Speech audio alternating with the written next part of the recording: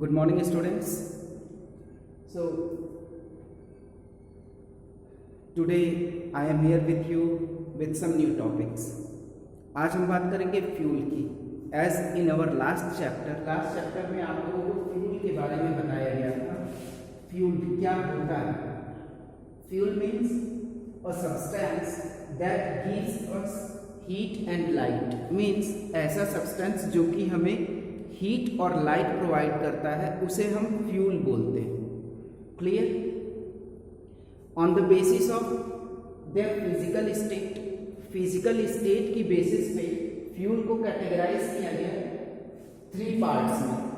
Clear? 3 part में fuel को categorise किया गया है. First one is solid, second liquid, third one is gaseous fuel. Means fuel को हमने सॉलिड, लिक्विड और गैसियस 3 पार्ट्स में कैटेगराइज किया. क्लियर? सॉलिड के एग्जांपल्स में हम देख सकते हैं कोल, वुड, काउडंग केक्स. लिक्विड में LPG, fuel oil, petroleum, kerosene. Gaseous natural gas, coal gas, water gas etcetera. ठीक है. सो अब बात आती है कि ये हमारे फ्यूल्स जो है कैटेगराइज भी हो गए, बट गुड फ्यूल हम किसे बोलेंगे? अच्छा फ्यूल हमारे लिए कौन सा होगा? ठीक है. तो उसके लिए एक गुड फ्यूल के लिए जो फ्यूल होता है उसमें कुछ प्रॉपर्टीज होना कंपलसरी है. Let's see.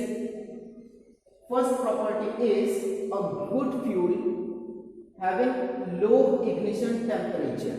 यानी गुड फ्यूल का टेम्परेचर, जो इग्निशन टेम्परेचर होना चाहिए वो लो होना चाहिए.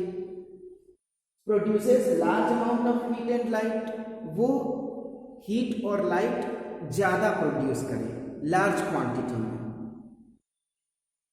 Moderate rate of combustion. Rate of combustion इसका मॉडरेट होना चाहिए. मॉडरेट होने का मतलब होता है ना ही बहुत ज्यादा तेजी से होना चाहिए कंबसन और ना ही बहुत स्लो होना चाहिए. क्लियर? मीन्स मीडियम कंबसन होना चाहिए जिससे कि वो लॉन्ग टाइम तक हमें हीट और लाइट प्रोवाइड कर सके. Safe to hold. इजिली हम उसे होल्ड कर सकें, स्टोर कर सकें और एक प्लेस से दूसरे प्लेस तक ट्रांसपोर्ट कर सकें with safety. Clear?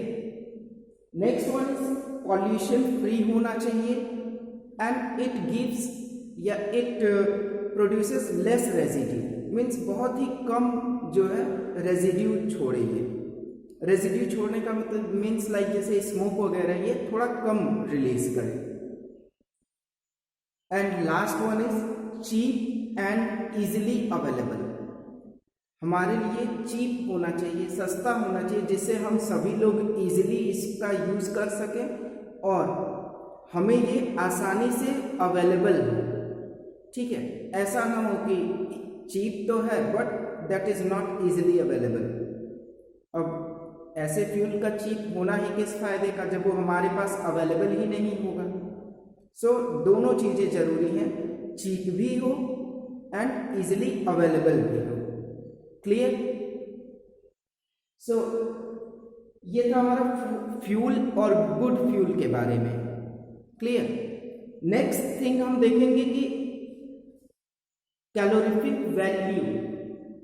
Good fuel जो होता है हम किस बेस पे हमने कह दिया गुड फ्यूल है, तो इसकी जो एफिशिएंसी होगी फ्यूल की on the basis of that उसके लिए हम क्या करते हैं.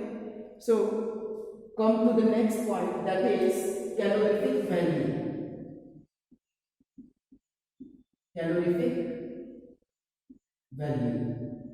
कैलोरीफिक वैल्यू मीन्स कैसे हम पता करेंगे फ्यूल की कैलोरीफिक वैल्यू. तो फ्यूल की कैलोरीफिक वैल्यू को पता करने के लिए हम क्या करते हैं, वी विल बर्न और we will combust 1 kg of fuel. Clear? हम 1 kg फ्यूल को कंबस्ट करेंगे, बर्न करेंगे and we will note the quantity amount of heat and light produced, कि वो कितना हीट और लाइट हमें दे रहा है, ठीक है। और इसी को हम बताते हैं कि ये कैलोरीफिक वैल्यू है फ्यूल की। इट मीन्स कि 1 kg फ्यूल को बर्न करने पे जो भी हीट और लाइट प्रोड्यूस होती है उसे हम कैलोरीफिक वैल्यू या फिर फ्यूल की इफिशियंसी बोलते हैं। क्लियर? एंड कैलोरीफिक वैल्यू जितनी ज़्यादा होगी, higher the calorific value most efficient the fuel. जितनी ज़्यादा कैलोरीफिक वैल्यू होगी वो फ्यूल हमारे लिए उतना ही एफिशिएंट है, उतना ही अच्छा है हमारे लिए। क्लियर? सो जब हम कैलोरीफिक वैल्यू मेजर करते हैं तो हम मेजर करते हैं इसे, जैसा हम देखेंगे तो हीट की जो एसआई यूनिट होती है वो जूल होती है, हीट या एनर्जी की जूल होती है। क्लियर? और हमने बर्न किया कितना फ्यूल? 1 kg। तो हम यहाँ पे इसको लिख सकते हैं किलोग्राम जूल पर केजी और किलो जूल पर KG. Clear? This is our SI unit of calorific value. Clear? I hope you all are getting me. So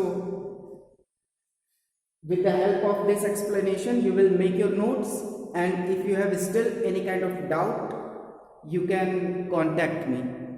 Okay, thank you everyone.